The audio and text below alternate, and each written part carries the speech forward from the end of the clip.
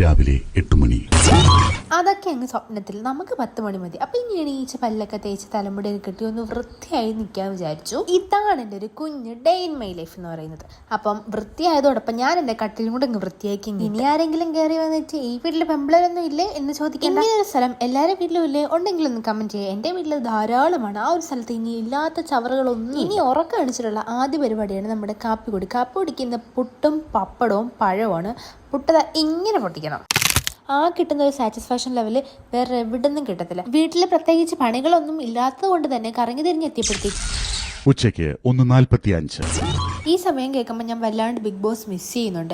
അപ്പോൾ നമ്മുടെ ലക്ഷ്യത്തോടെ നമുക്ക് അടക്കാം. ഇനി നമ്മൾ ചോറ് തന്നെയാണ്. ചോറ് നല്ല അവിയൽ, മാങ്ങാ ചമ്മന്തി, എന്തൊക്കെയാണെന്ന് എനിക്ക് ഓർക്കാൻ വയ്യ. ഇതിലോട്ട് നോക്കിക്കഴിഞ്ഞാൽ എൻ്റെ വായിൽ നിന്ന് വെള്ളം ഊർന്ന് മാത്രമേ എനിക്ക് കാണാൻ പറ്റൂ. ഓർത്തുന്ന ക്ഷീണം മാറ്റാൻ വേണ്ടി ഞാൻ എടുത്ത് ചെയ്യാൻ പോകുന്നത് നമ്മുടെ ഒരു റീൽ എടുക്കാൻ വേണ്ടിയാണ്. ആ റീൽ ഞാൻ പോസ്റ്റ് ചെയ്തിട്ടുണ്ട്. അപ്പോൾ നിങ്ങൾ കാണാത്തവരുണ്ടെങ്കിൽ കണ്ടു. ചാനൽ സബ്സ്ക്രൈബ് ചെയ്യാതെ കാണുന്നവരാണെന്നുണ്ടെങ്കിൽ അതുകൂടെ സബ്സ്ക്രൈബ് ചെയ്യാൻ മറക്കണ്ട. അപ്പം ഇനി മാങ്ങ തിന്നലാണ്. അതിൻ്റെ പണി കഴിഞ്ഞപ്പോഴത്തേക്കും നല്ലൊരു മാങ്ങ ഞാൻ എടുത്തുകൊണ്ട് വന്ന് ചെത്തി എറിഞ്ഞ് മുളകൊക്കെ ഇട്ട് തിന്നപ്പോഴാണ് ഉമ്മ പറഞ്ഞത് നമുക്കൊരു കല്യാണത്തിന് റിസപ്ഷൻ ഉണ്ട്, പോയിട്ട് വരാം.